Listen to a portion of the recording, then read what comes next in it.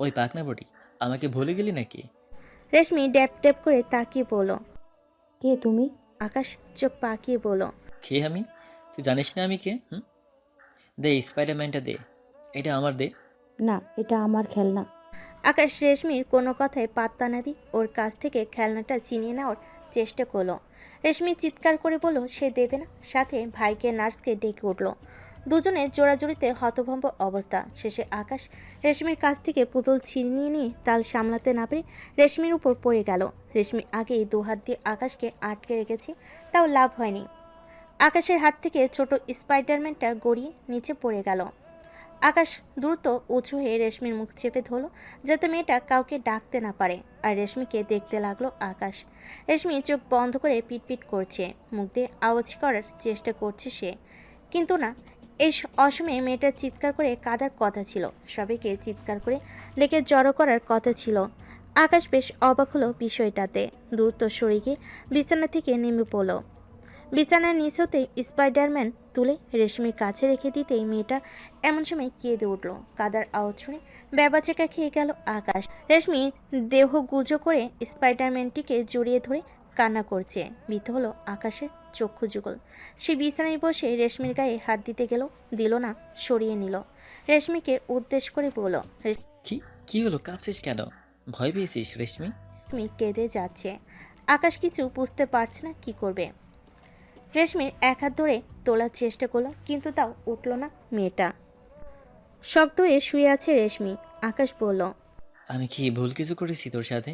এভাবে কাঁদছিস কেন? রেশমি নাক টানতে টানতে আরো জোরে কেঁদে উঠল। আকাশ ভয় পেল। দরজার দিকে তাকালে সাথে সাথে কেউ এসে পড়লে এখন কেলেঙ্কারি কাণ্ড হয়ে যাবে। আকাশ বিছানার ধারে রেশমির মুখ বারবার নিচু হয়ে বসলো। রেশমির দিকে তাকিয়ে বলল। এই পাকনা বুড়ি, কাঁদছিস কেন? তোকে কেউ মেরেছে বলো আমাকে? তুমি খুব খারাপ আকাশদা। হ্যাঁ, তোকে কতবার বলেছি আকাশের সাথে এই দাঁড়াটা লাগাবি না। আমি তোর ভাই না? তোর স্মৃতিশক্তি চলে গেলেও এসব বিষয় তো মনে থাকার কথা। আর আমি জানি আমি খুব খারাপ। রেশমি আবারও ন্যাকাকান্না জুড়ে দিল। আকাশ দ্রুত উঠে নিপাকে ডেকে আনলো। নিপা এসে রেশমিকে শান্ত করতে লাগলো। তারপরে শান্ত হলো মেয়েটা। আকাশ দরজার সামনে দাঁড়িয়ে দেখছিল সম্পূর্ণ বিষয়টি। রেশমি শান্ত হলে নিপা আকাশের কাছে এসে বলল।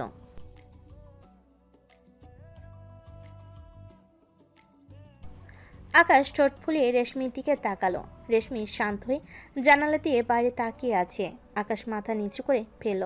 খুব অপমানিত বোধ করলো আজ। শান্ত হয়ে বুকে ব্যথা নিয়ে রেশমির রুমের সামনে থেকে সরে গেল। দরজার পাশে দেওয়ালে ঠেস দিয়ে দাঁড়িয়ে হঠাৎ লক্ষ্য করলো চোখ দিয়ে জল গড়িয়ে পড়ছে। আকাশ এসে মুছে নিল দ্রুত, তাও চোখ দিয়ে অশ্রু পড়া থামালো না। নিজের এই কষ্টের কথা কাকে বোঝাবে জানতে পারল না আকাশ। অন্তত রেশমি যদি রাজদীপের মতো ওর সাথে ব্যবহার করত তাও বুঝতো, কিন্তু রেশমি একদমই পছন্দ করছে না আকাশকে। আকাশ দীর্ঘশ্বাস ফেলে রাজদীপের বাসা থেকে বেরিয়ে আসলো। বাসা থেকে বেরিয়ে রাজদীপ দিঘিকে গাড়িতে বসালো। দুজনেই সময় খুব ভালো কাটালো। রাজদীপ তারপর দিঘিকে হোস্টেলে দিয়ে নিজের অফিসে এসেছে। নিজের শ্বেত রঙের কেবিনে প্রবেশ করে দেখতে পেল সোফায় আকাশ গোমরা মুখ করে বসে আছে। কোনো এক অজানা চিন্তায় বিভোর সে। রাজদীপ কিছুক্ষণ আকাশকে পরখ করে নিজের জন্য বর্ধকিত চেয়ারে বসলো। আকাশের দিকে তাকিয়ে জিজ্ঞেস করলো। মন খারাপ কেন বন্ধু? আকাশ প্যাঁচার মতো মুখ করে রাজদীপের দিকে তাকালো, ঠোঁট ফুলিয়ে বলল। তোর তো সেটিং হয়ে গেছে, আমারটা কবে হবে? ওহ, এটা নিয়ে টেনশন? তো কাকে পছন্দ আকাশ সাহেবের? যেই মেয়েই হোক না কেন, বাসা থেকে তুলে এনে তোর সাথে বিয়ে দেব। রাজি? আকাশ অবিশ্বাস্য দৃষ্টিতে তাকিয়ে বলল। সত্যি? এটা যে কোনো মেয়ে হলেই হবে। রাজদীপ একটা ফাইলের মধ্যে বর্ধকিত পেজ উল্টাতে উল্টাতে বলল। অফকোর্স, তুই আমার আর দেখের জন্য অনেক কিছু করেছিস, আর সেই তুলনায় এটা তো কিছুই না। তারপরও আমি যদি মেয়েটাকে সম্পর্কে বলি, তাহলে তো তুই আমাকে মেরেও ফেলতে পারিস। কি যা তা বলছিস? এমন ভাব করছিস মেয়েটা আমার বোন। রাজদীপ সাথে সাথে দৃষ্টি ফিরিয়ে তাকালো আকাশের দিকে, সন্দেহজনক দৃষ্টি নিয়ে জিজ্ঞাসা করলো। মেয়েটা কি রেশমি? আকাশের বুক ভয়ে কাঁপছে। তার ভিতর সন্তুষ্ট দিতি কি উত্তর করবে বুঝতে পারছে না সে।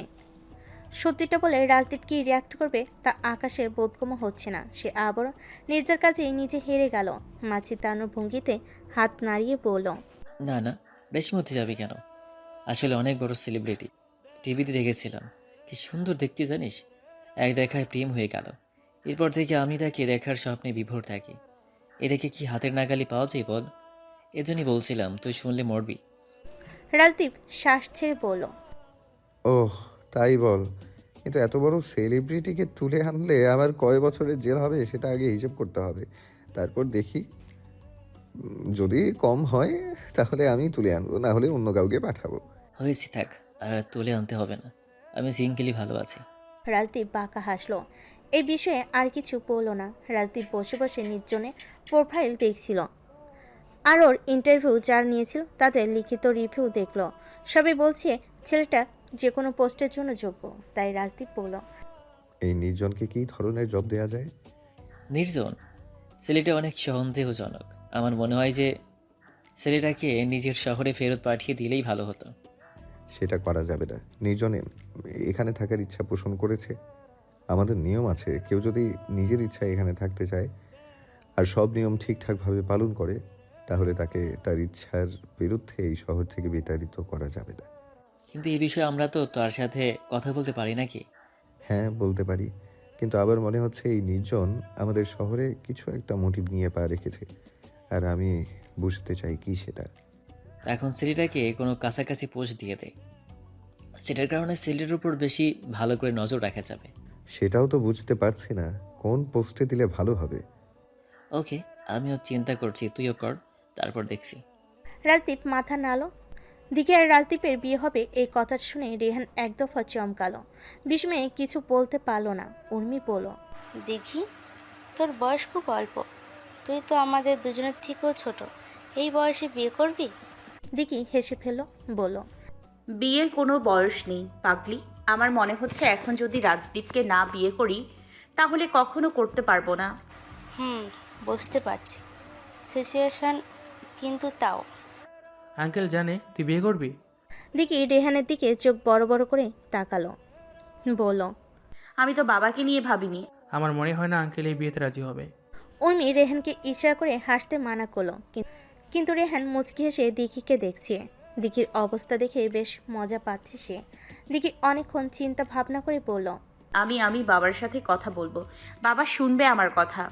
রেহান দিকির কপালে হাত দিয়ে মেরে বলল, মিলিয়ে নে, তোর আর নেতা সাহেবের বিয়ের কেসে কোনো চান্স নেই। তোর বাবা দা সুহান মল্লিক কখনো মানবে না এই বিয়েতে। দিকি রেগে বলল। রেহানের দিকে তীক্ষ্ণ দৃষ্টি নিক্ষেপ করে বলল, এই, তুই কি আমার দলে নাকি আমার বাবার দলে? আমার বিয়ে চাস না তুই? চাই, কিন্তু ছোট বয়সে বিয়ে করা ঠিক হবে না, হেরে বলছি। ঠিক আছে, আমিও দেখে নিব। দিকি রেগে মেগে কথাটি বলে নিজের ক্লাসে ফিরে গেল। উর্মি রেহানের দিকে ভুরু কুচকে বলল, সত্যি করে বল, তুই কি চাস? না যে রাজদীপের সাথে দিঘির বিয়ে হোক? হুম, শুধু আমি নয়, দেশের বিখ্যাত শিল্পপতিও চায় না সেটা। দিঘির বাবা যদি এই সম্পর্কে জানে তাহলে কি থান্ডব না হবে? Just wait and see. অপরদিকে কিছুক্ষণের মধ্যে মিনির কীর্তকলাপ খারাপ কাজের পর্দা ফাঁস করে দেওয়া হলো। মিনি আর তার মামা মামিকে এই এলাকা ছাড়া করা হলো। তাদের ধরে গ্রামে পাঠিয়ে দেওয়া হলো। একই সঙ্গে রাজদীপ আর দিঘির বিয়ের সংবাদ ও সমগ্র শহরে এমনকি দেশে ছড়িয়ে পড়ল। তবে দিঘি নিজের পাপাকে এই বিষয়ে বলার আগেই তিনি জেনে ফেলেছেন, যেটা দিঘির জন্য কাল হয়ে দাঁড়ায়। এর মধ্যে একদিন দিঘি একটা কোর্সে অ্যাসাইনমেন্ট করতে ব্যস্ত ছিল। তখনই এক নাগারি ফোন বেজে উঠল ওর। বিছানার কাছে গিয়ে ফোনটা নেওয়ার আগেই হোস্টেলের একজন গার্ড এসে পড়ল। এখানে দিঘিকে? দিঘি পেছনে ফিরে সাথে সাথে হাত তুলল। রুমে সবাই ছিল এখন। গার্ডের কথা শোনার জন্য সবাই অধীর আগ্রহ নিয়ে তাকিয়েছিল। তখনই গার্ড বলল, দিঘি, তোমার বাবা তোমাকে নিয়ে যেতে এসেছে, তাড়াতাড়ি নিচে যাও। দিঘি বেশ বিস্মিত হলো। বিস্ময়ে ও কোনো কথা উচ্চারণ করতে পারল না। নিজের ফোনের কথা বাদ দিয়ে ছুটে গেল নিচের দিকে। বেশ কতক মানুষ ধীরে ধীরে দিঘিকে চিনতে শুরু করেছে। অনেকেই দিঘিকে পছন্দ করতে সায় দিয়েছে, আবার অনেকে দেয়নি। তবে মিনির আচরণও মেনে নিতে পারেনি এই এলাকার লোকজন। দিঘি গেট থেকে বেরিয়ে দেখলো 3টে গাড়ি অপেক্ষা করছে তার জন্য। এরই মধ্যে প্রথম গাড়ির দরজা খুলে গেলে দেখে দিঘি সেদিকটাই এগিয়ে গেল। মিস্টার মল্লিক বলে উঠলেন, দেখি গাড়িতে ওঠ, কিছু কথা আছে। দিকে নিজের পাপাকে বিশ্বাস করে গাড়িতে উঠে পড়লো। আরেক বিপত্তি দেখা গেল, গাড়িটা চলতে শুরু করেছে খুব দ্রুত। দিকি ভয়ার্ত কণ্ঠে বাবাকে বলল, পাপা, তুমি কোথায় নিয়ে যাচ্ছ? গাড়ি থামাও, আমার ফোন, জিনিসপত্র হোস্টেল রুমে পড়ে আছে। দিঘির পাপা চোখে সানগ্লাস পরেছিলেন, সেটা খুলে নিয়ে নিজের সামনে রাখলেন। দিঘির দিকে তাকে মৃদু হেসে বলেন, দেখি আমার লোক তোর সব জিনিসপত্র নিয়ে আসতে গেছে, তাই চুপচাপ বসে থাক, কোনো আওয়াজ করবি না। কিন্তু তুমি এমন করছো কেন পাপা? মিস্টার সোহান মল্লিক দিঘির মাথায় হাত বুলিয়ে দিয়ে বলেন, তোর জন্যই তো করছি, তোর ভালোর জন্যই করছি, পাগল মেয়ে একটা। গাড়ি চলছে আঁকাবাঁকা রাস্তা দিয়ে। যতই পথ এগোচ্ছে দিঘির মন ভার হয়ে আসছে।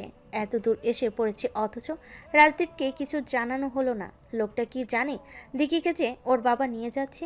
দিঘি নিচের বাবার দিকে তাকালো। ওর বাবা কোনো দুশ্চিন্তা ছাড়াই মুঠোফোনের স্ক্রিনে তাকিয়ে আছে। কোনো কিছুতে উনি আটকে আছেন। দিঘি একটু এগিয়ে দেখলো একটা নিউজ চ্যানেলের ওয়েবসাইট সেটা।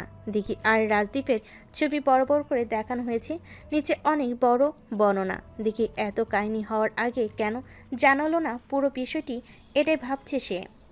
খুবই বিব্রত বোধ করছে, সাথে লজ্জাও লাগছে।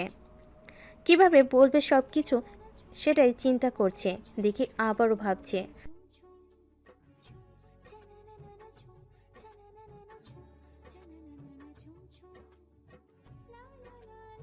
সোহান মল্লিক ধীর অথচ গম্ভীর স্বরে উচ্চারণ করল, এই ছেলেটা একদিন আমাদের বাসায় এসেছিল, তাই না? তুমি দিঘি শুধু হুম বলল। উনি আবারও বলেন, এর আগে থেকেই ছেলেটাকে চিনতে, তাই না? দেখি খেয়াল করলো ওর বাবা তুমি করে কথা বলছে, এর অর্থ যে উনি বেশি রেগে আছেন সেটা বোঝা যাচ্ছে। দিঘি ঢোক গিলে আবারও হুম জানালো। সোহান মল্লিক আবারও শুধালেন, কতদিন এর সম্পর্ক তোমাদের? এই ছেলেটার জন্যই তো তুমি এখানে আসার জন্য উঠে পড়ে লেগেছিলে। দিঘি উৎকণ্ঠার সহিত বলল, না না না, তুমি ভুল ভাবছো। আমি তো জানতামই না রাজদীপ এখানে থাকে। আমি এখানে এসেই ওর সাথে ভালোভাবে পরিচিত হই, তারপর কিভাবে যেন কি হয়ে যায়। রাজদীপ, হ্যাঁ মনে পড়েছে ছেলেটার কথা। এই ছেলেটার সাথে কয়েক বছর আগেও আমার দেখা হয়েছিল। সোহান মল্লিক মুঠোফোন থেকে চোখ সরিয়ে দিঘির দিকে দৃষ্টিপাত করলো, হেসে বলল, তুমি ওই শহরে আর দ্বিতীয়বার যেতে পারবে না। দিঘির সাথে সাথে কিছু বলতে পারলো না। চোখ বড় বড় বড় করে তাকালো নিজের বাবার দিকে। কিছুক্ষণ সময় নিয়ে বলল, কি বলছো পাপা তুমি? আমি ওদিকে পড়াশোনা করছি, সাথে একটু সুখ খুঁজে নিয়েছি, তাতে কি এমন খারাপ হয়ে গেছে বলো? আমি কি ভুল করেছি বলো? শেষের বাক্য সম্পূর্ণ হওয়ার আগেই সোহান মল্লিক দিঘির চোখের সামনে রাজদীপের ছবি তুলে ধরল। কঠোর গলায় বলল, ভুলে যেও না, তুমি আমার মেয়ে, সোহান মল্লিকের মেয়ে তুমি। আমি তোমাকে সবার সামনে প্রকাশ করিনি, বলিনি তোমার কথা সবাইকে, কিন্তু এমন তো নয় যে কখনোই প্রকাশ করব না। তুমি এইভাবে আমার অগোচরে কুৎসা রুটিয়ে যাবে আর তা আমি সহ্য করব, এই ভেবে রেখেছো তুমি? তারপর এই দুনিয়ার কাছে তোমার সম্পর্কে আমি কি কিছু বলতে পারবো? হ্যাঁ, দেখি তোকে সেখানে পাঠানোর ডিসিশনটা ভুল ছিল আমার। কেন যে রাজি হতে গেলাম, সবসময় তোর খুশির কথা চিন্তা করেছি, তোর মুখে হাসি দেখতে কি না করেছি আমি। আর দেখি তুই এই উপহার দিলি আমার কর্মের। আমাকে বাবা বলেও ভাবিস নাকি ওই রাজদীপই সব? দিঘি নিজের বাবার মুখ থেকে প্রত্যেকটা কথা শুনে উত্তর দেওয়ার কথা ভুলে গেল, শুধু বিস্ময়ের সাথে তাকিয়ে থাকলো ওনার দিকে। অপরদিকে নুরিগঞ্জে রাজদীপের সাথে আরেক অঘটন ঘটে গেল। রাজদীপের অন্যজনের দ্বারা নির্জনকে ইমেল করেছিল। ইমেলে বলা হয়েছিল দুদিন পর অফিস টাইম নিজের সিভি নিয়ে হাজির হতে। আরও বলা হয়েছিল তাকে ম্যানেজমেন্ট পোস্টের জন্য অ্যাপ্রুভ করা হয়েছে, কিন্তু তার জন্য আবার একটা আইকিট টেস্ট দিতে হবে, তাই সে যাতে যথাযথ সময়ে অফিসে উপস্থিত থাকে। সেই মতো রাজদীপ আজ নির্জনের উপস্থিতি কামনা করছিল, কিন্তু সকাল হতে দুপুর হতে সন্ধ্যা হয়ে যাওয়ার পর ও যখন নির্জন অফিসে আসলো না, তখন রাজদীপকে ভাবালো বিষয়টা। তারপর একসময় নির্জনের কথা বাদ দিয়ে অন্য কাজে মনোযোগ দিল রাজ। অফিস টাইম শেষ হওয়ার কিছুক্ষণ আগে নির্জন উপস্থিত হলো, কিন্তু সে একা নয়, সাথে কিছু লোক এনেছে। তারা সরাসরি রাজদীপের কেবিনে ঢুকে পড়ল। রাজদীপ বুঝতে পারল না অনুমতি ছাড়া এতগুলো লোক একসাথে ওর কেবিনে কিভাবে ঢুকে পড়ল, তবে আন্দাজ ঠিকই করতে পারল যে খারাপ কিছু ঘটতে চলেছে। তাও সে খুবই নর্মাল ব্যবহার করতে লাগলো, যেন কিছুই বুঝতে পারেনি। রাজদীপ নির্জনকে উদ্দেশ্য করে বলল, মিস্টার নির্জন, ইউ আর লেট। আজকে আপনার টেস্ট আর নেওয়া হবে না, কালকে আসুন। ধন্যবাদ। নির্জন মৃদু হেসে বলল, সরি স্যার, কিন্তু আমি কালকে আসতে পারবো না। যা করার আজকে করতে হবে। রাজদীপ ভুরু কুঞ্চিত করে জিজ্ঞেস করলো। মানে? আর তোমার সাথে এরা কারা? নির্জন পেছনে সবার দিকে তাকালো। ইশারায় কিছু বলতেই সবাই যার যার নিজস্ব আইডি কার্ড বের করে রাজদীপের চোখের সামনে ধরল। রাজদীপ নিজের চোখের মুখের এক্সপ্রেশন পরিবর্তন করেনি। একটু আগে যেরকম শান্ত দৃষ্টি নিয়ে সবার দিকে তাকিয়েছিল, এখনও সেই শান্ত দৃষ্টি নিয়ে পুলিশের আইডি কার্ডের দিকে মনোযোগ দিল। অফিসার নির্জন বলল, you are a under arrest mister Rajdeep. Rajdeep শান্ত স্বরে শুধালো। নিজের কোন অপরাধের কারণে আমাকে অ্যারেস্ট করা হচ্ছে জানতে পারি কি? নির্জন মাথা দুলিয়ে বলল, I like your attitude mister Rajdeep. আপনাকে অ্যারেস্ট করা হচ্ছে কারণ আপনি প্রথমত এক ড্রাগ কিলারের সাথে সংযোগে স্থাপন করেছেন, দ্বিতীয়ত শহরের সব কিছু হত্যাকাণ্ডের সাথে আপনি জড়িত। বাকি কথা পুলিশ স্টেশনে অথবা আদালতে হবে। অফিসার রনি, রাজদীপের হাতে হ্যান্ডকাপ করাও ভালো মতো। এই শহরের সব মানুষ দেখবে যাদের নেতা কী ধরনের কুকর্মে লিপ্ত আছে। রাজদীপ এরপর আর কিছু বলতে পারল না। তাকে হ্যান্ডকাপ পরিয়ে নিয়ে যাওয়া হলো। অফিসের প্রত্যেকটি মানুষ কৌতূহলের সহিত রাজদীপের যাওয়ার পানে তাকিয়ে আছে। বুঝতে পারছে না কেন এভাবে শহরের নেতাকে ধরে নিয়ে যাওয়া হচ্ছে। আকাশ এক পরিচিত লোকের কাছ থেকে এই বিষয়ে খোঁজ পেল। কোনো মতে গাড়ি দিয়ে রাজদীপের অফিসের সামনে পৌঁছালো। কাজ হলো না। পুলিশের গাড়ি চলতে শুরু করে দিয়েছে। আকাশ পুলিশের গাড়ির পেছনে দৌড়ানোর চেষ্টা করলো, কিন্তু লাভ হলো না। পরে নিজের গাড়িটা নিয়ে বেরিয়ে পড়ল। রাজদীপ থানায় গিয়ে বুঝতে পারল নির্জনের বলা কারণের সাথে রাজদীপের কৃতকর্মের কোনো মিল নেই। নির্জন কারণ দর্শাতে লাগলো। দুদিন আগে তার একটা ফোন কলের ভয়েসে কিছু অংশ পুলিশের হাতে এসেছিল, যেটা ঢাকা শহরের বিভিন্ন হত্যাকাণ্ডের কেস সম্বলিত মনে হয়েছে সকলের কাছে। দুদিন আগে রাজদীপ দরকারি প্রয়োজনে এক ব্যাপারী লোকেদের সাথে নিজের অন্য নাম্বার দিয়ে যোগাযোগ করেছিল ঠিকই, কিন্তু সেটা ছেলেমেয়েদের হত্যার কেস বিষয়ক তো নয়। এদিকটাই রাজদীপ আটকে যায়। বুঝতে পারে তাকে কোনোভাবে ফাঁসানো হয়েছে। আকাশও পুলিশ স্টেশনে এসে জানতে পারে সব। আকাশ নিজেই সেই ব্যাপারেই খোঁজ করেছিল, যার কারণে সে নিজের দোষ বলে কষ্ট পাচ্ছে। ভেবেছে তার কারণে রাজদীপের আজ এই অবস্থা হয়েছে। রাজদীপ আর আকাশ অর্গ্যান্স পাচারের পেছনে জড়িত। লিখিত ডিল অনুসারে আরও 20 জনের মতো লোক প্রয়োজন ছিল, আর সময় বাকি ছিল 15 দিন মতো। এ নিয়ে দুজনের বেশ চিন্তায় দিন কাটাতে হয়েছিল। আকাশ বলেছিল ব্যাপারী বিষয়টা সে সামলাচ্ছে, তাই দুদিন আগে আকাশের খোঁজকৃত ব্যাপারী মানুষের সাথে রাজদীপ নিজেই যোগাযোগ করেছিল। কিছু মানুষ প্রয়োজন, যোগ্যতা আমি সব আমার লোকদের দ্বারা পাঠিয়ে দেব। আর এখন কিছু টাকা অ্যাডভান্স করছি, বাকি টাকা কাজ হওয়ার পর দিয়ে দেওয়া হবে। রাজদীপের এটুকুই কথায় অডিও ক্লিপ হিসেবে পুলিশের হাতে পড়েছে। আকাশ বলেছে সে রাজদীপের বদলে তার দোষ নিজের মাথায় নিয়ে নেবে, কিন্তু রাজ বারবার আকাশকে বোঝাতে লাগলো, যদি দুজনেই জেলে বসে থাকি কেউ বের হতে পারবো না। এর চেয়ে ভালো তুই জামিনের ব্যবস্থা কর অথবা ভালো উকিল দেখ। অনেক বোঝানোর পর আকাশ শান্ত হয়ে রাজদীপের কথা মেনে নিল। পুলিশ স্টেশন থেকে বের হয়ে প্রথমেই বিদেশি ডলারের সাথে যোগাযোগ করলো, আর কথার শুরুতেই বাকি কথা সব ডিল ক্যান্সেল করে দিল।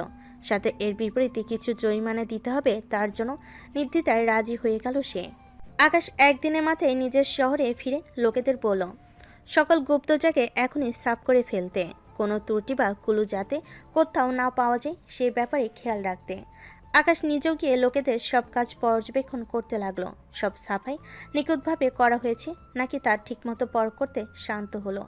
বিদেশি ডিলারদের কাজে যারা যারা করছিল তাদের সাথে বেশ অনেকক্ষণ কথাবার্তা চলো আকাশের। তাদের কয়েকদিনের জন্য ছুটি দিয়ে দেওয়া হলো। প্রত্যেককে ঠিকমতো বুঝিয়ে দেওয়া হলো যাতে নিজের এতদিনে করা কাজের কথা কারো কাছে ফাঁস না করলে তাদেরও যেমন ক্ষতি হবে, সাথে ওদের বস রাজদীপেরও ক্ষতি হবে। পরবর্তী সমস্যা হচ্ছে লয়ার পাওয়া গেলেও জামিন করা গেল না রাজদীপের। ইতিমধ্যে 2 দিন পার হয়ে গেছে, রাজদীপ এই অবস্থায় জেলে পড়ে আছে। নুরিগঞ্জের বিধ্বস্ত অবস্থা, লোকমুখে চেহারার আতঙ্ক স্পষ্ট। নেতার উপস্থিতিতে পাশের শহর নীরগঞ্জে লোকেরা নতুন করে নিজেদের আড্ডা জমিয়েছে এই শহরে। রাজদীপের বাবাও বসে থেকে কিছু করতে পারছে না। বলতে গেলে তার প্রভাব এখন এই শহরে আর নেই। যা আছে সেটা তার একমাত্র পুত্র রাজদীপের এখন অনুপস্থিত। শৈশবে দিঘির জন্য একটা পার্মানেন্ট গৃহশিক্ষিকা বরাদ্দ ছিল। দিঘির এখনও মনে আছে সেই বিষয়টি। গৃহশিক্ষিকা ওদের বাড়িতেই বসবাস করত। প্রতিদিন নির্দিষ্ট সময় এসে দিঘিকে পড়ানো তার কাজ ছিল। নিজের সৎমা জবার থেকে বেশি গৃহশিক্ষিকার কাছে ভালো সময় কাটাতে লাগলো দিঘি। কিন্তু 1 বছর মাথায় একদিন গৃহশিক্ষিকা দিঘির কাছে এসে বলল, আজকে থেকে কয়েকদিন ছুটি দিয়ে তোমার যা মন চায় করতে পারবে। কোনো পড়াশোনা নেই কয়েকদিন। এই কয়দিন নিজের মতো করে কাটাও। গৃহশিক্ষিকার কথা শুনে দিঘির মুখমণ্ডল খুশিতে ভরে গিয়েছিল। একদিন পড়াশোনা থেকে দিঘি দূরে সরেছে, এরকমটা খুবই কমই হতো সে সময়ে। গৃহশিক্ষিকার কাছে নির্দিষ্ট সময়ে প্রতিদিন পড়তে হতো। কিন্তু হঠাৎ বেশ কয়েকদিনের বন্ধ একসাথে শুনে দিঘির মন খুশিতে নেচে উঠল।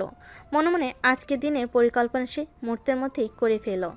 তারপর দিঘি খুশিতে আপ্লুত হয়ে নিজের গৃহশিক্ষিকাকে জিজ্ঞেস করেছিল, কেন কেন মিস, তুমি কোথায় যাবে? গৃহশিক্ষিকা নিচু হয়ে দিঘিকে শক্ত করে জড়িয়ে ধরল। দিঘির মাথায় হাত বুলিয়ে দিয়ে বলল, আমি খুব দূরে চলে যাচ্ছি দিঘি। যদি সুস্থ থাকি আবারও দেখা হবে আমাদের। সেদিন গৃহশিক্ষিকার শেষ বাক্যের তাৎপর্য বুঝতে পারেনি দিঘি। কিন্তু সময়ের সাথে সাথে যখন দিঘির প্রিয় মিসের আগমন তাদের বাড়িতে আর ঘটল না, ব্যাকুল হয়ে উঠল সে। নিজের মা পাপাকে গিয়ে বারবার প্রশ্ন করতে লাগলো। মিসেস জবা দিঘির প্রতিটি প্রশ্নের উত্তর এড়িয়ে গিয়েছিলেন। দিঘির পাপাও কয়েকদিন মেয়ের ঘ্যান ঘ্যানের শব্দ নিতে না পেরে স্কুলে ভর্তির জন্য পরীক্ষার ফর্ম নিয়ে আসেন। দিঘিকে পরীক্ষা দিতে নিয়ে যান। গৃহশিক্ষিকার 1 বছরের পড়ালেখায় দিঘিকে এতটাই প্রভাবিত করেছিল যে স্কুলে ভর্তি পরীক্ষায় সে কোনো ঘুষ ছাড়াই খুব ভালো রেজাল্ট করে। দিঘিকে 2 ক্লাস উপরে ভর্তি করানো হয়। এরপরে কত কত বছর পেরিয়ে গেছে, অথচ আজও দিঘি নিজের ছোটকালের গৃহশিক্ষিকার কথা ভুলতে পারল না। 2 চোখ দিয়ে 2 ফোঁটা জল গড়িয়ে পড়ল তার। ঘুমন্ত অবস্থায় দিঘি তার শৈশবের দিনগুলো নিজের স্বপ্নে দেখছিল। হঠাৎ ঘুম ভাঙতেই হুড়মুড়ি উঠে পড়ল দিঘি। চোখ খুলে আশেপাশে তাকিয়ে দেখল নিজের বাবার বাড়িতে বিছানায় আছে সে। মনে পড়ে গেল কালকের প্রতিটি মুহূর্তের কথা। চোখ ঘুরিয়ে নিজের ফোনটি খুঁজতে লাগলো, কিন্তু হাতের নাগালে পেল না কোথাও। নিজের রুমে বসে মনিকে ডাকতে লাগলো দিঘি। কিছুক্ষণের মধ্যে মনি হাজির হলো, হাতে একখানা বই। মনির পরিবর্তন দেখে দিঘি প্রথমে বিস্মিত হলো, কিন্তু কিছুটা সময় নিয়ে মনে করলো আগের কথা। মনি জিজ্ঞাসা করলো, কি হলো দিদি, ঘুম ভেঙেছে তোমার? চা আনবো নাকি কফি? আমার ফোনটা কোথায়? তোমার ফোনের কথা আমি কি করে জানবো? দিঘি বিরক্ত হয়ে নিজের রুমে খুঁজতে লাগলো। কে ডেকেছি খুঁজে দেওয়ার জন্য? বই নিয়ে এভাবে দাঁড়িয়ে থেকে কি বোঝাতে চাইছিস যে বেশি পড়ুয়া হয়ে গেছিস? মনি ঠোঁট উল্টে বলল, দিদি তোমার কাছ থেকে শিখেছে এসব, ভুলে যেও না। আর তোমার ফোন এই রুমে খুঁজে লাভ নেই। দিঘি থমকে দাঁড়ালো। মনির কাছে সে মেয়েটার 1 হাত ধরে বলল, আমার ফোনটা কোথায় আছে তাহলে? মনি 2 কাঁধ উছিয়ে বলল, তা তো বাপু জানি না আমি, কিন্তু তুমি আসার পর পুরো ঘর মুছে দিয়েছিলাম, গোছগাছ করেছিলাম, তখন তোমার ফোন দেখে নাই, সেটাও জানালাম তোমাকে। দিঘি দ্রুত নিজের রুম থেকে বেরিয়ে পাশের রুমে প্রবেশ করলো, যেটা স্বাভাবিকই তার বাবা ছিল।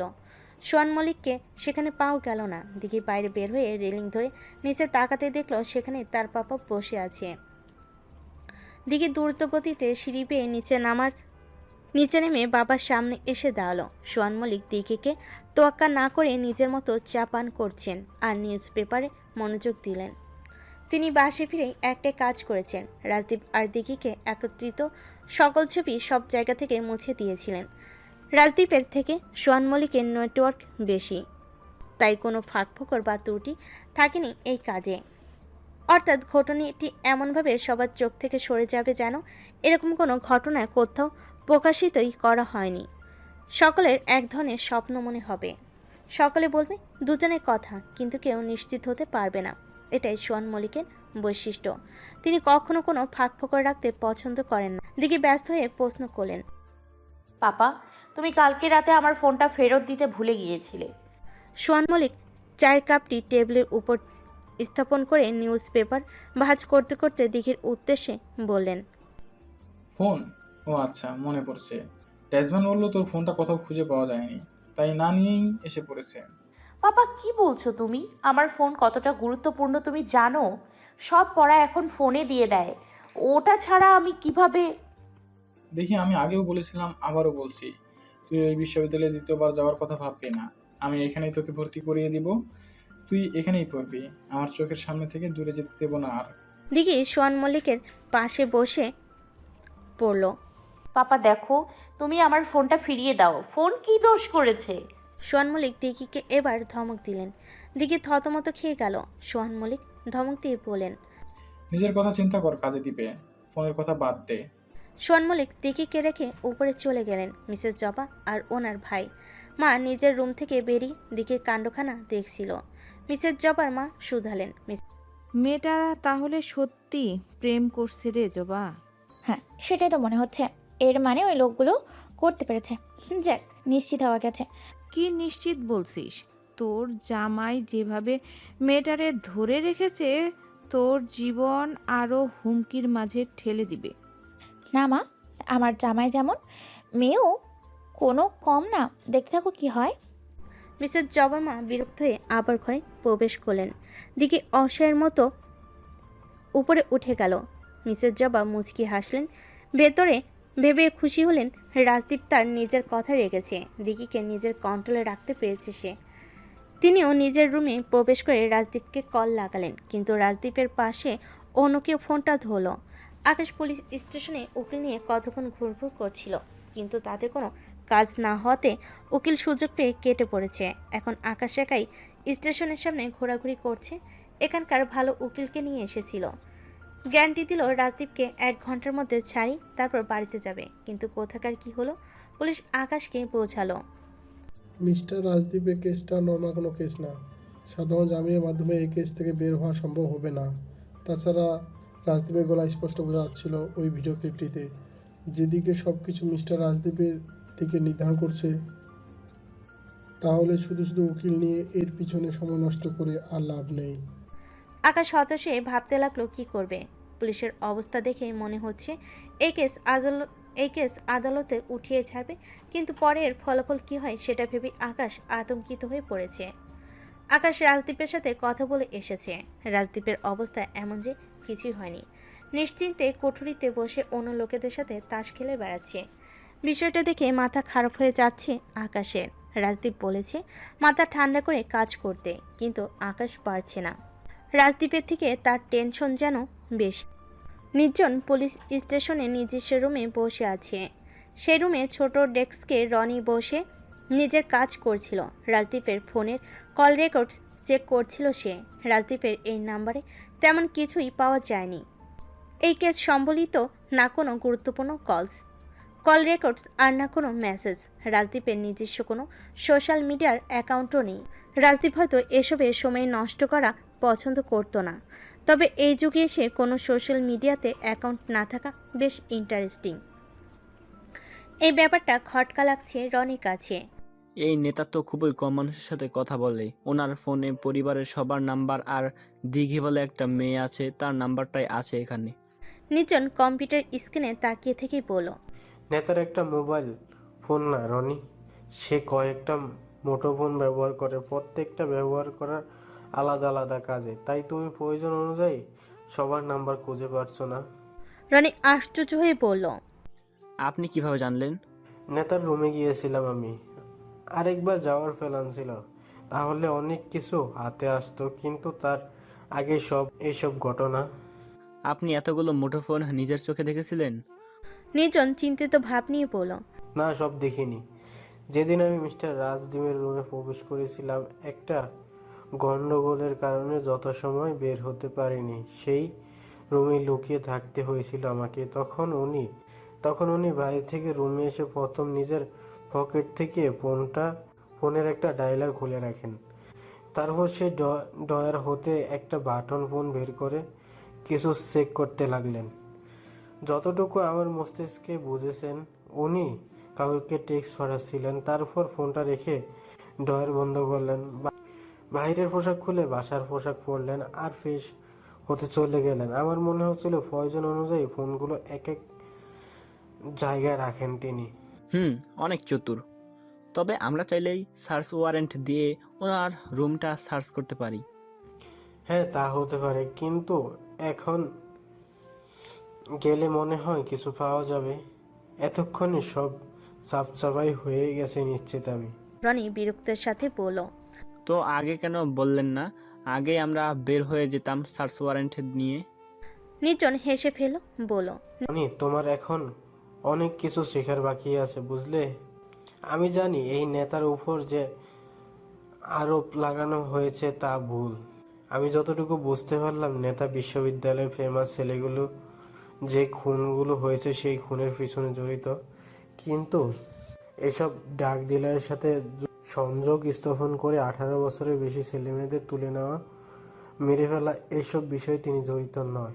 তবে সিউরিটি দিতে পারছি না, শুধু বলছি আমি জাস্ট চাচ্ছি যে করেছে সেই দোষের শাস্তি পাক। তাহলে ওই খুনের কোনো প্রমাণ পেলাম না কেন স্যার? কারণ কোনো প্রমাণ ছাড়া হয়নি আমাদের কাছে। আর কি? নির্জন নিশ্চুপ থাকলো কিছু সময়। হঠাৎ রেশমির মুখমণ্ডল চোখের সামনে ভেসে উঠল। বিশেষ করে সেদিনের হাসিটা মনে পড়ল। নির্জন তৎক্ষণাৎ উত্তর করল, না, কিছু না। আচ্ছা, করিম স্যার বললেন এই অডিও ক্লিপ ভাইরাল হয়েছে, কিন্তু কিভাবে হলো, কে করলো তা তো জানা গেল না স্যার। নির্জন মাথা দুলিয়ে বলল, গুড পয়েন্ট, আঙ্গুল তুলেছে রনি। Go for it. কোনো স্পেশালাইজড দিয়ে খুঁজে বের করো কে প্রথম এই অডিও ক্লিপটা ইন্টারনেটে ছড়িয়ে দিয়েছিল। তার কাছ থেকে ইনফরমেশন জানা যাবে। Okay sir. আমার মনে হচ্ছে অফিসার করিম অল্পের মধ্যেই এই কেসটা সারিয়ে দিতে চাচ্ছিলেন। কোনো কেসের মাথা ঘামাতে পছন্দ করেন না তিনি। ওনার জন্যই কত অবাগা শাস্তি পেয়েছিলেন, কত মানুষ বিনা দোষে শাস্তি ভোগ করেছেন। ঠিক স্যার, পাওয়ার পেয়ে যা মন চায় করে বসে। নির্জন দীর্ঘশ্বাস ফেল, আবার নিজের কাজে মন দিল। মনে পড়ল কয়েকদিন আগের কথা। রনিকে মৃত শিক্ষার্থীদের পোস্টমর্টেমের বিষয়টা ইনকোয়ারি করতে বলেছিল সে। রনি 2 দিন পরে জানিয়েছে প্রত্যেকটি শিক্ষার্থীর শরীরে একটা বিশেষ ধরনের ড্রাগসের সন্ধান পাওয়া গেছে, যেটা এত অ্যাভেলেবল না। ওই বিশেষ ড্রাগসের কারণে শিক্ষার্থীরা মানসিকভাবে দুর্বল হয়ে পড়ে। সেই মানসিক চাপ কমাতে ড্রাগসটা বারবার নিতে হয়। প্রতিটা শিক্ষার্থী কমপক্ষে দিনে 5 বার হলেও এই ড্রাগটা সেবন করেছিল। এভাবেই দিনকে দিন ড্রাগসের মোহে পড়ে যায় তারা। তাদের দ্বারা এই ড্রাগ প্রচার করার কাজ করানো হয়। রনি এই বিষয়ে জানতে পেরেছিল কারণ একটা শিক্ষার্থীর ব্যাগে পার্সেল হিসেবে ড্রাগ পাওয়া গিয়েছিল। সেখানে অন্য কারোর নাম লেখা ছিল। আর গুরুত্বপূর্ণ কথা হচ্ছে, ড্রাগ সেবনের মাত্রা অতিরিক্ত হলে শিক্ষার্থী স্পটে মারা যায়। রনি সেদিন এতটুকু ইনফরমেশন দিয়েছিল নির্জনকে। কিন্তু এসব কিছুর পেছনে মাস্টার মাইন্ড কে? কে সেই ব্যক্তি সে যে এসব কাজ করে যাচ্ছে? রাজদীপের অডিও ক্লিপটি যখন ভাইরাল হয়, রনি সব ইনফরমেশন ধার ধরেই সবে ভেবে নেয় যে রাজদীপ এই ড্রাগস ডিলের কেসটার মধ্যে মোক্ষম ভূমিকা পালন করছে।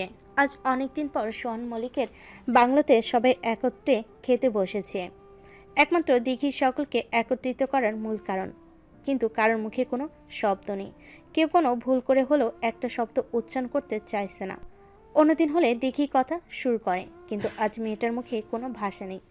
এখানে একসাথে বসে খাওয়া দাওয়া করার ইচ্ছেটুকু ছিল না তার। মনটা কেমন ভেঙে টুকরো টুকরো হয়ে গেছে। ফোনটা হাতে না থাকায় কোনো খবরই যেন তার কাছে পৌঁছাচ্ছে না। দিঘির মনে হচ্ছে এক ফোনের অনুপস্থিতিতে সারা দুনিয়ায় কী চলছে ও জানতে পারছে না। দিঘির মনে হতে লাগলো রাজদীপের সাথে কথা বলা যেন এক ধরনের নেশাদ্রব্য পান করার চেয়ে কম কিছু নয়। এই যে রাজদীপের সাথে কথা হচ্ছে না, লোকটা কি করছে আর কেমন আছে কিছু জানতেও পারছে না বলে দিঘির অন্তরে হাঁসফাঁস অনুভব হচ্ছে। মনে হচ্ছে আরও কিছুদিন কথা না হলে, দেখা না হলে দিঘির মৃত্যু অনবিয়ার্য। সোহান মল্লিকের কথায় ধ্যান ভাঙল দিঘির। সোহান মল্লিক নিজের থালায় হাত ধুয়ে বলেন, খাচ্ছ না কেন? সেই কখন খাবার দেওয়া হয়েছে, এখন পর্যন্ত একদানা মুখেও দাওনি। এতক্ষণ খাবার নিয়ে বসে থাকা খারাপ অভ্যাস। দিঘি চুপচাপ খেতে লাগলো। মনিও পাশে দাঁড়িয়েছিল। সে খেয়াল করলো দিঘি কেমন জানি মনমরা হয়ে পড়েছে। খারাপ লাগলো মনির। মনি রাজদীপের ছবি দেখেছিল এখানকার স্টাফদের কাছ থেকে। তারা নাকি মিসেস জবা থেকে পেয়েছে ছবিটা, কিন্তু কিভাবে পেল সেটা কেউ প্রকাশ করলো না। মনিও আর জানতে চায়নি। খাওয়া দাওয়া শেষ করে যে যার রুমে নিজের জায়গা করে নিয়েছে। মনিও খাওয়া দাওয়া করে নিল। ইদানিং আগে আগেই খেয়ে ফেলে মনি। বই পড়ে ধীরে ধীরে এসব অভ্যাস করেছে সে। আর বই পড়ার সুযোগ করে দেওয়ার জন্য দিঘির কাছে কৃতজ্ঞ মনি। হাঁটতে হাঁটতে মিসেস জবার রুমের সামনে পড়ল সে। তাদের কিছু কথোপকথন মনির কানে পৌঁছালো, আর তাদের ভিতরে কথাবার্তা শুনে স্তব্ধ হয়ে দাঁড়ালো মনি। সে ধীরে ধীরে হেঁটে উপরে উঠে দিঘির রুমের সামনে উপস্থিত হলো। কিছুক্ষণ ধরে দরজায় করঘাত করে দম ছাড়ল মনি। দিঘি দরজা খুলে দিতেই মনি ভিতরে ঢুকে দরজা আটকে দিল আর বিছানায় বসলো। বড় বড় শ্বাস নিতে লাগলো আর ছাড়তে লাগলো সে। দিঘি ভুরু কুচকে জানতে চাইলো ব্যাপার কি। মনি কিছুক্ষণ ভাবুক হয়ে বসে রইল। দেখি তারা দিতেই মনি বলল, তুমি রাজদীপ নামের কারো কথা বলছিলে না? রাজদীপের নাম শুনতে দিঘির বুকে ধাক্কা লাগলো। সে দ্রুততার সাথে বলল, হ্যাঁ, কিন্তু কেন? কি হয়েছে রাজদীপের? কি? ম্যাডাম বলল ওনাকে পুলিশের কাস্টাডিতে নেওয়া হয়েছে। কি যেন এক মামলায় জোরপূর্বক তাকে ফাঁসানো হয়েছে। কে বললো এই কথা? কোন ম্যাডাম? কথা কি সত্যি? তুই ঠিক শুনেছিস মনি? দিদি, তোমার মা নিজের রুমে কথা বলছিল আর আমি শুনে নিয়েছি।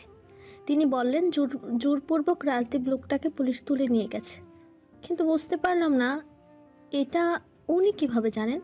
মনির কথা সম্পূর্ণ হওয়ার আগে দিঘি দৌড়ে রুম থেকে বেরিয়ে গেল। মনি হতবাক নয়নে দিঘির পাগলের মতো ছুটে যাওয়া দেখল। মিসেস জবা কথাবার্তার শেষ বিছানায় বিশ্রামের জন্য শয়ন অবস্থার প্রস্তুতি নিচ্ছিল। দিঘি বাসায় ফেরাতে তার এখন সারাদিনের কাজকর্ম অনেকটা কমেছে। কয়দিন নিজে কাজ করেছে তো কয়দিন অসুস্থ মাকে দিয়ে কাজ করিয়েছে। যদিও তার মা নামে অসুস্থ, সারাক্ষণ বিছানায় শুয়ে বসে থেকে এটা ওটা ব্যথা করছে বলতে থাকে। কিন্তু কোনো কোটনা বুদ্ধি বের করতে হলে তিনি সেই কাজের ওস্তাদ। দিঘি মিসেস জবার রুমে দরজা কিছুটা ভেজানো অবস্থায় পেল। কোনো বাক্য উচ্চারণ না করে এক ধাক্কায় দরজা খুলে অন্দরে প্রবেশ করলো সে। রুমে কারোর প্রবেশের আওয়াজ পেয়ে সকলের মুখ তুলে তাকালো দরজার দিকে। দিঘিকে দেখে কিছু মুহূর্তের জন্য চমকে গেল। দিঘি কাউকে কোনো কথা বলতে না দিয়ে নিজেই শুরু করলো, রাজদীপ পুলিশের কাস্টাডিতে রয়েছে, কথাটি সত্যি? মিসেস মল্লিক বিছানায় শন অবস্থা থেকে উঠে বসলেন। ভুরু কুঞ্চিত করে উত্তর করলেন, আমি কি করে জানাবো? মম, তুমি যে জানো এই বিষয়টা আমি খুব ভালো করেই জানি, তাই ঠিকঠাক উত্তর দাও। মিসেস মল্লিক কিছুক্ষণ চিন্তা করে বলেন, একটা শর্তে সবকিছু বলবো। কি শর্ত? তোর পাপাকে বলতে পারবি না যে আমি সবকিছু বলেছি। আমি তোকে রাজদীপের সম্পর্কে জানিয়েছি। ঠিক আছে, তুমি যা বলবে তাই হবে।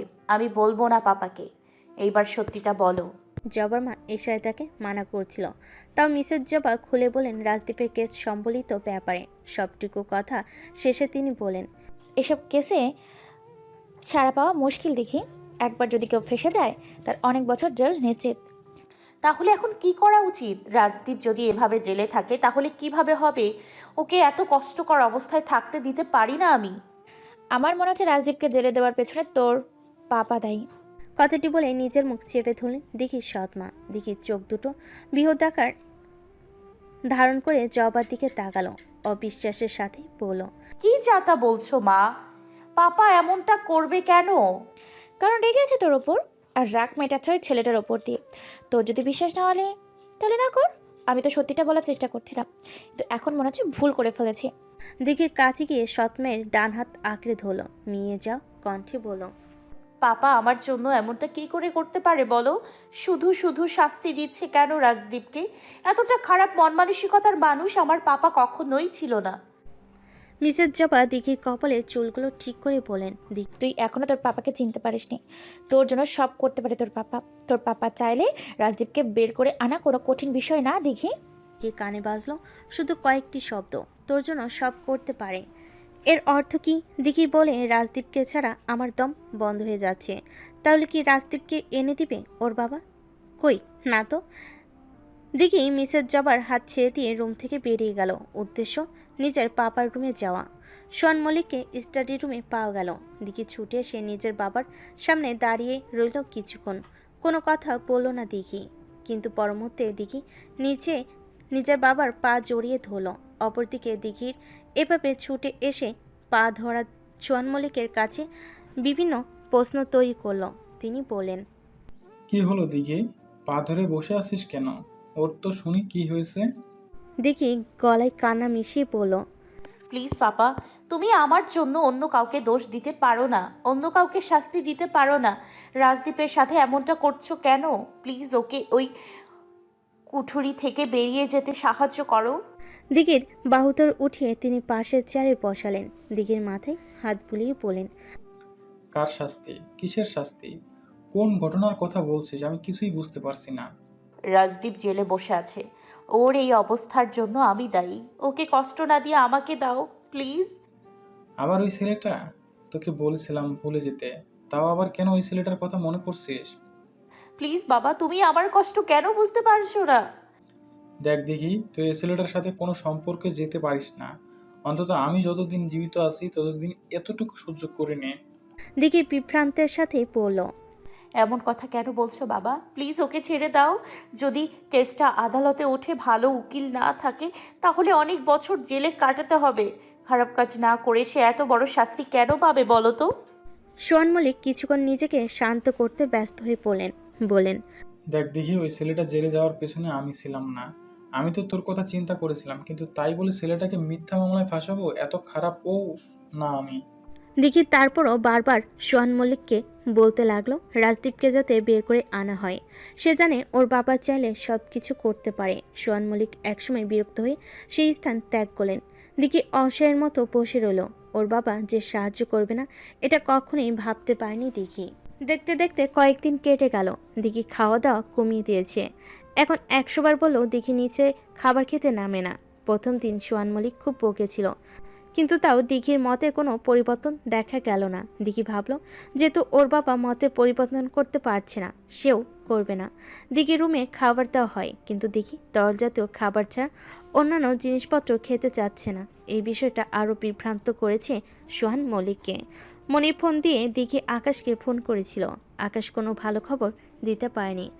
আকাশের কাছ থেকে যে কথাগুলো জানতে পারলো তা আগে জেনে গিয়েছিল নিজের মমের কাছে। রনি দৌড়ে রুমে প্রবেশ করলো, নির্জনকে জানালো। স্যার, যে লোকটা অডিও ইন্টারনেটে ছড়িয়ে দিয়েছিল তাকে পাওয়া গেছে। নির্জন বাহবা দিতে লাগলো। জিজ্ঞেস করলো কে সেই ব্যক্তি যিনি এই অডিও ক্লিপটা ছড়িয়ে দিয়েছেন। রনি একজনকে ভেতরে প্রবেশ করার জন্য বলল। সাথে সাথে লোকটা ভেতরে প্রবেশ করলো। চিকন চাকন ছিমছাম গণে যুবকটিকে বসতে দেওয়া হলো নির্জনের বিপরীতে। নির্জন কতক্ষণ যুবকটিকে পর্যবেক্ষণ করতে লাগলো। যুবকটি নির্জনের পর্যবেক্ষণরত দৃষ্টি দেখে দাঁত কেলিয়ে হাসল, বলল, কি চান ভাই বলুন? রানী লোকটার মাথায় থাপ্পড় মেরে বলল, এই পুলিশ অফিসারকে সম্মান দিতে জানিস না? জেলে পুরে দেবো নাকি? যুবকটি আবারও হেসে বলল। সবাইরে রাখতে রাখতে মুখের ভাষা এমন হয়ে গেছে। নির্জন এবার নিজের ফর্মে আসলো। কিছু কাগজপত্র দেখতে দেখতে বলল, না, জেগে কি কাজ করছে এত? স্যার, আমার কাজ অনেক। আমি কম্পিউটার দোকানে কাজ করি। এই কাজের মধ্যে অনেক কিছুই পড়ে, তো কাজ করতে করতে রাত হয়ে যায়। ইন্টারনেটে কোনো সোশ্যাল মিডিয়া পোস্ট ভাইরালের কাজও করিস, তাই না? ঠিক বলেছি কি? স্যার, প্রায় প্রত্যেক দিনই এই কাজ নিয়ে রাত দিন বসে থাকতে হয়। আপনি কি জানতে চান? সরাসরি বলেন স্যার। রনি আবারও যুবকটির মাথায় থাপ্পড় দিতে নিয়েছিল, কিন্তু নির্জনের ইশারায় তা থামাতে নিজেকে বাধ্য করলো। নির্জন বলল, কয়েকদিন আগে অডিও ক্লিপটি ভাইরাল হয়েছে। নির্জন নিজের ফোন থেকে ক্লিপটি বের করে যুবকটিকে তার সম্পূর্ণ শোনালো। তারপর আবারও বলল, কে এসেছিল এই কাজটি করার জন্য? কিছু মনে আছে? এইটার কথা মনে থাকবো না আবার? এইটার জন্য আমি অনেক টাকা ইনকাম করছি। বলতে গেলে 1 বছরের ইনকাম আমার এই সাউন্ড ভাইরালের উপর নির্ভর করছে। কে করিয়েছে এটা? যুবকটি আবার দাঁত কেলেই হাসলো, বলল, তো এত সহজে তো আমি সব কথার উত্তর দিয়া দিব না। কিছু টাকা পয়সা মাল পানি দিতে হতো ওই বই, তাহলে আমার এই এত ইনকামের পেছনে পরিশ্রম সব মাটিতে মিশা যাইব। ঠিক আছে ঠিক আছে, রনি আমার ব্যাংক অ্যাকাউন্ট থেকে তোমার টাকা তুলে দেবে। নির্জন একটা ক্যাশ রিসিপ্টে টাকার পরিমাণ লিখে রনির হাতে ধরিয়ে দিল। তারপর আবার যুবকটির দিকে চাইল, আর চোখে ইশারায় সব কিছু বলতে লাগলো। যুবকটি বলতে লাগলো, একটা লম্বা চড়া লোক, কিন্তু বয়স্ক হইব, কালো জ্যাকেট পরে এসেছিল।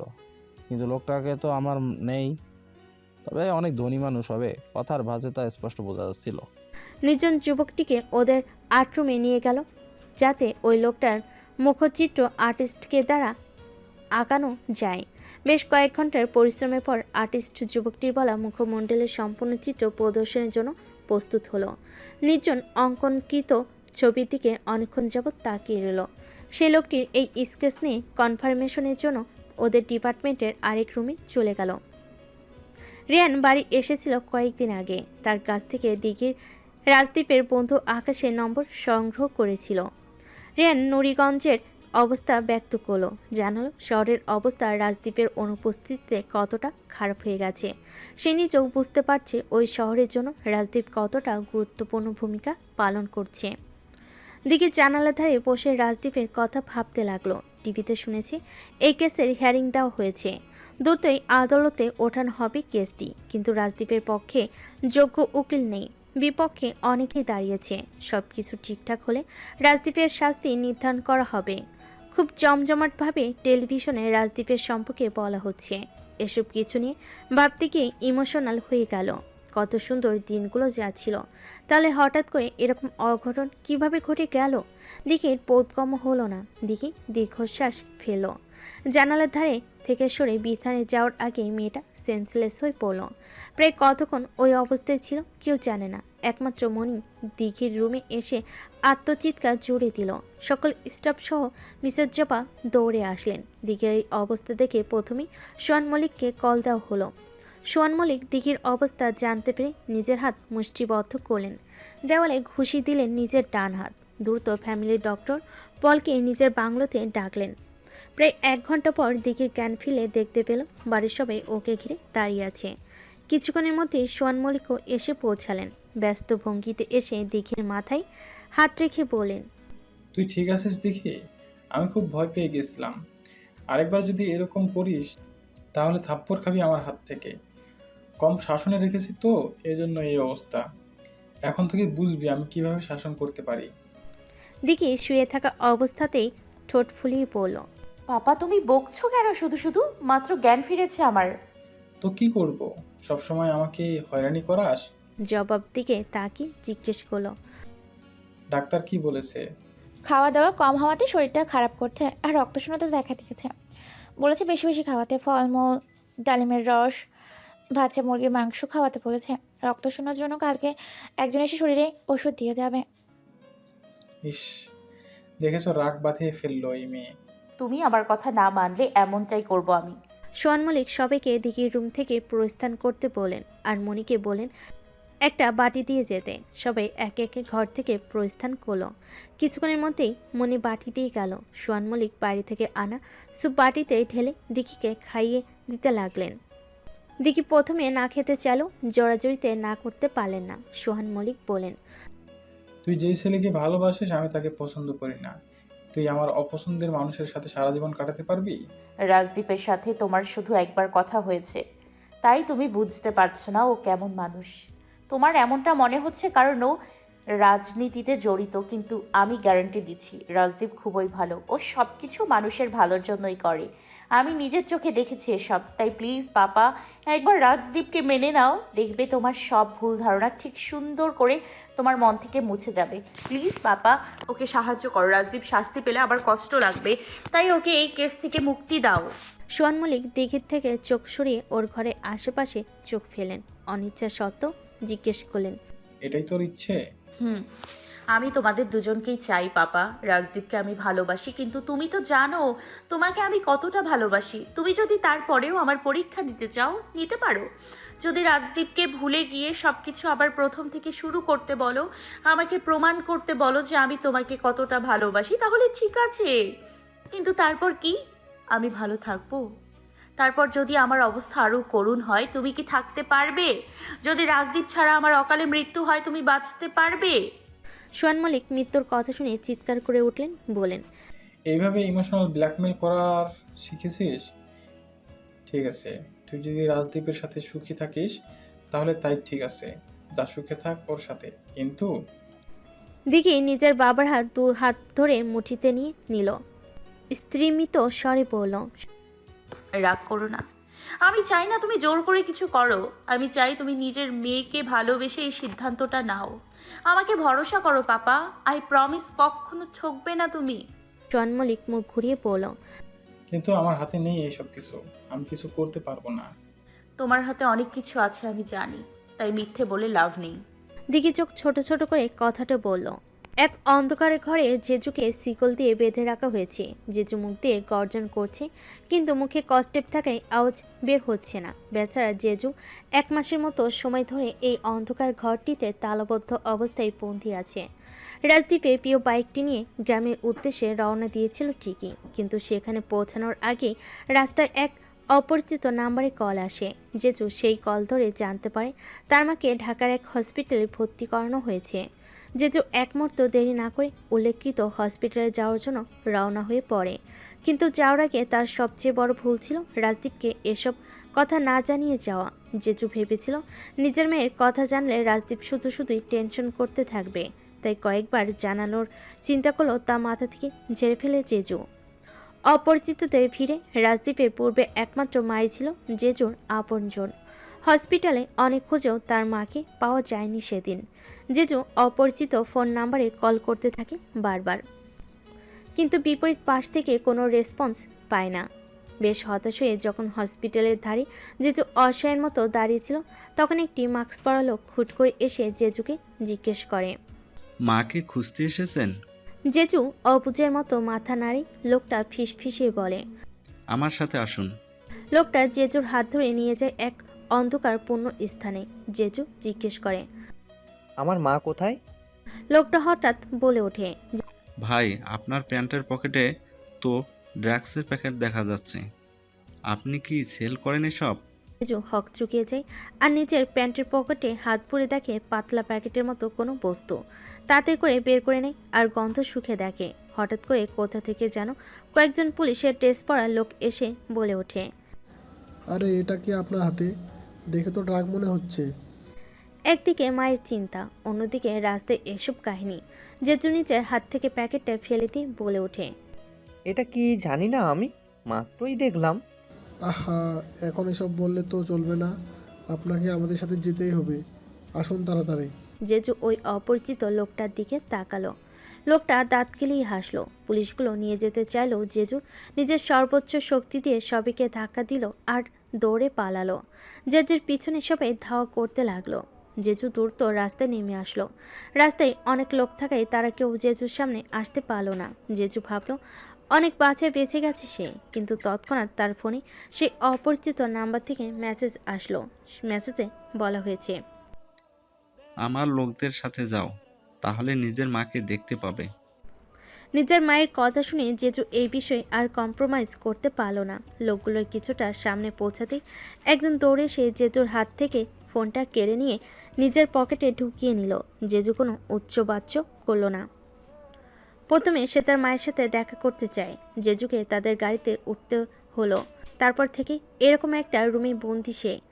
তাকে মূলত আটকে রাখা হয়েছে রাজদীপ সম্পর্কে ইনফরমেশন দেওয়ার জন্য। রাজদীপ সে ছেলেগুলোর কী হাল করেছিল, আরানের লাশ কোথায় রেখেছে, এসব ইনফরমেশন নেওয়ার জন্য। জেজু এমনিতেও শক্তিশালী, এক হাতে অনেক মানুষকে সাহায্য করতে সক্ষম, কিন্তু মায়ের বিষয় হলে সে ইমোশনাল হয়ে পড়ে। মা শব্দটা দিয়ে জেজুকে বারবার টর্চার করা হয়। জেজু যদি তারপরও না মানে, শিকল বাঁধা অবস্থায় তার শরীরে আঘাত করা হয়। কিছুক্ষণ সময় পার হলে একজন যুবকের প্রবেশ ঘটল সেই ঘরে। যুবকটির নাম রাজীব। রাজীব আরানের বড় ভাই। জেজুর কাছে এসে রাজীব বলল, তোর ভাই আজ জেলে, তোর মা মৃত্যুর জন্য লড়ছে, তুই আছিস আমাদের কবলে। এখন তো বলে দে, আরানকে কোথায় রাখা হয়েছে? যে মরে গেছে তাকে নিয়ে এত লাফাচ্ছিস কেন রে? রাজভাইকে ভয় লাগে তোর, এই জন্যই আমাকে তুলে এনেছিস, তাই না? চুপ থাক তুই। তোর রাজভাইকে যদি আমি পা দিয়ে পিষে না মেরে ফেলি, আমার নামও রাজীব না। জেজু খুব কষ্ট করে শ্বাস নিচ্ছে। তাকে দাঁড় করিয়ে রাখা হয়েছে। বিভিন্ন স্থান শিকল দিয়ে বাধা বসার কোনো উপায় নেই। সেও তাও হাসলো, চিৎকার করে হাসলো, বলল, রাজভাইয়ের কাছে তুই কিছুই না, বুঝলি? সে যদি জানতো তাহলে কবেই তুই মরে যেতি। রাজীব চিৎকার করে জেজুর শরীরে চাকু দিয়ে আঘাত করতে লাগলো। নিজের রাগ কমানোর অক্লান্ত প্রয়াস করতে লাগলো। কেউ একজন এসে রাজীবকে থামালো।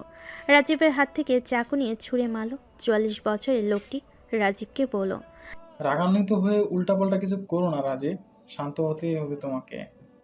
রাজদীপের চাকরটা আমাকে রাগাচ্ছে আঙ্কেল, আমি সহ্য করতে পারছি না। রাজীব হাঁপাতে হাঁপাতে উত্তর করলো, সে ঠিক আছে, একটু রাগাবি। এখন তুলে এনেছো, ফায়দা তেমন একটা হয়নি। বলেছিলাম ছেলেটার প্রাণপ্রিয় বন্ধু, কি যেন নাম, তাকে তুলে আনতে, কিন্তু তোমরা কি করলে? ওই বন্ধু তো আরেক চিজ, আঠার মতো লেগে থাকে, একে তুলে আনলে আমাদেরই বিপদ হতো আঙ্কেল। আচ্ছা বাদ দাও, ব্যবসায় মনোযোগ দাও। ছেলে মেয়েদের টার্গেট করছে ঠিক আছে, কিন্তু এভাবে হুমকির মুখে ফেলে দেওয়া রিস্ক হয়ে যাচ্ছে। রাজীব বাঁকা হেসে বলল, আমি হুমকির মধ্যে ফেলছি না ওদেরকে, ওরা নিজেরাই আসক্ত হয়ে পড়েছে। এত অধৈর্য হয়েও না রাজীব, সবকিছু ঠান্ডা মাথায় ধীরে সুস্থে করতে হবে। আর শোনো, কাল রাজদীপকে ছেড়ে দেওয়া হবে, তোমাকে আরও অপেক্ষা করতে হবে। রাজীব চিৎকার করে উঠল, বলল, ওই শয়তানটাকে আবার কেন ছেড়ে দেওয়া হবে? ওর জন্য তো আমি পাকা শাস্তি দেওয়ার চিন্তা করেছিলাম। 1 মিনিট, আপনি কি কিছু করবেন আঙ্কেল? লোকটা অন্য পাশে তাকিয়ে উত্তর করলো, কিছু প্রাণীকে খাঁচা থেকে বের করা হয় তাদের আরও ভয়ানক শাস্তি দেওয়ার জন্য, আরও কঠোরতম জীবন উপহার দেওয়ার জন্য। এখন তুমি কি শাস্তি দেওয়ার জন্য প্রস্তুত নাকি সেটা তোমার বিষয়। রাজীব লোকটার সামনে দাঁড়িয়ে পড়ল, আমি প্রস্তুত আঙ্কেল। আর আরেকটা রিকোয়েস্ট, আমি আপনার মেয়েকে ওই রাজদীপের সামনে বিয়ে করতে চাই, ওই ব্যাটাকে দেখাতে চাই। রাজীব আর কিছু বলতে পারল না। লোকটা রাজীবের দিকে বন্দুক তাক করে দাঁড়িয়েছে। বেশ কিছুক্ষণ সময় পার হলে লোকটা বলল, আমার বয়স হয়েছে, কিন্তু মেয়ের প্রতি ভালোবাসা কমেনি। আমি আমার মেয়েকে সুস্থ জীবন দিতে চাই।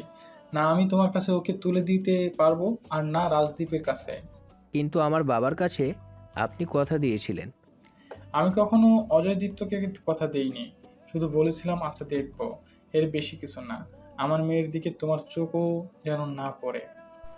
রাজীব রাগান্বিত স্বরে বলল, আঙ্কেল, আপনি আমাকে হুমকি দিচ্ছেন, এই বিষয়টা কিন্তু আমি মেনে নিব না। আপনি জানেন আমি চাইলে কত কিছুই করতে পারি। লোকটা নিজের বন্দুক গুপ্ত স্থানে ভরে রাজীবকে জড়িয়ে ধরল। রাজীব হতভম্ব হয়ে গেল।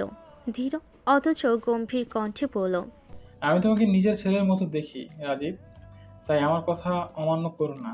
ভুলে যেও না, কোনো কোনো খেলার মধ্যে শ্রেষ্ঠ খেলোয়াড় একজনই থাকে, আর বাকিরা থাকে সাইড ক্যারেক্টার, যারা ওই খেলাকে এগিয়ে নিতে সাহায্য করে। তুমিই একমাত্র যে খেলা এগিয়ে নেবে। তোমার ভাইয়ের প্রতিশোধের কথা ভুলে যেও না। আমার সাথে শত্রুতা করে তোমারই লস। আমি তোমাকে বাঁচাতে পারবো, কিন্তু তুমি অথবা তোমার বাবা কেউ তোমাকে বাঁচাতে পারবে না। দ্যাটস ওয়াই মাই বয়, ভেবেচিন্তে ডিসিশন নাও। দিঘির ইচ্ছে অনুসারে ওর বাবা রাজদীপের পক্ষে দাঁড়িয়েছে, আর স্বাভাবিকভাবেই যেদিকে সোহান মল্লিক থাকবে তার বিপক্ষে প্রার্থীরা 100 হাত দূরে সরে যাবে। আজকের খেলায় তাই হয়েছে। প্রতিপক্ষরা তাদের দুর্বল প্রমাণগুলো দেখাতেই সব বাতিল হয়ে যায়, আর সোহান মল্লিক তাদের বিপক্ষে প্রমাণ দেখান, বোঝান যে তার যা যা বলেছিল সব মিথ্যে। সোহান মল্লিকের প্রবেশ রাজদীপকে বেশ চমকে দিয়েছিল। সে নিজেও বুঝতে পেরেছে, নিশ্চিত দিঘির জন্য বাধ্য হয়ে আজ তাকে উপস্থিত হতে হয়েছে। তাও কোনো ব্যাঘাত ঘটল না তার কর্মে। শুধু যা বলা হয়েছিল একমনে দাঁড়িয়ে থেকে তাই করে যাচ্ছে রাজদীপ। আকাশ বেশ খুশি হয়েছে এদিক দিয়ে, মনে মনে বলল, যাক, সোহান মল্লিকের মেয়ের উপর আঘাত না হেনে বরঞ্চ ভালোবেসে রাজদীপ ভীষণ ভালো একটা কাজ করেছে। নিজন আর্টিস্টের অঙ্কনকৃত চিত্রটি নিয়ে ওদের থানার পুলিশ ডিপার্টমেন্টের হেডের কাছে যায়। সে জানি সিনিয়র অফিসারের কাছে গেলে তেমন একটা লাভ হবে না, তাই একেবারে ডিপার্টমেন্টের হেডের কাছে যাওয়ার সঠিক মনে হয় নির্জনের কাছে। নির্জন কিছুটা ইতস্তত হয়ে মুখ চিত্রটি দেখায় তাকে। পুলিশ ডিপার্টমেন্টের হেড ভ্রু কুঞ্চিত করে জিজ্ঞেস করে নির্জনকে, এটাকে দেশের বিখ্যাত শিল্পপতি সোহান মল্লিকের অ্যাসিস্ট্যান্ট সঞ্জয়। চিনতে পেরেছেন এখন? উনার চিত্র কেন, কাহিনী কি? নেতা সাহেব রাজদীপের অডিও ক্লিপটা ওনার অ্যাসিস্ট্যান্টের কারণে সারা বাংলায় ছড়িয়ে পড়েছে। হ্যাঁ, কিন্তু এখানে তো বোঝা যাচ্ছে না যে সোহান মল্লিকই এই কেসের সাথে জড়িত। কোনো প্রমাণ নেই। ঠিক বলেছেন স্যার, এটা দ্বারা বোঝানো হচ্ছে তিনি রাজদীপকে বদনাম করাতে চেয়েছিলেন, আর জেলে ঢুকাতে চেয়েছিলেন। কিন্তু তিনি এই অডিও ক্লিপ কোথাও হতে পেলেন, নিশ্চয়ই এসবের কাজের সাথে জড়িত তিনি। এটাও একটা প্রশ্ন এসে যাচ্ছে। তো আমাদের উচিত সোহান মল্লিকের সাথে জিজ্ঞাসাবাদ করা, তিনি কি কি জানেন এই বিষয়ে, যাতে আমাদের খুলে বলেন। তাহলে আমরা শিওর হতে পারবো রাজদীপ এই কেসের সাথে জড়িত কি না। না না, এইসব করা যাবে না নির্জন। আমাদের থানার বদনাম হবে যদি তার মতো একজনের উপর আমরা আরোপ লাগাই। তো আমি তো সেটা করতে চাইছি না স্যার।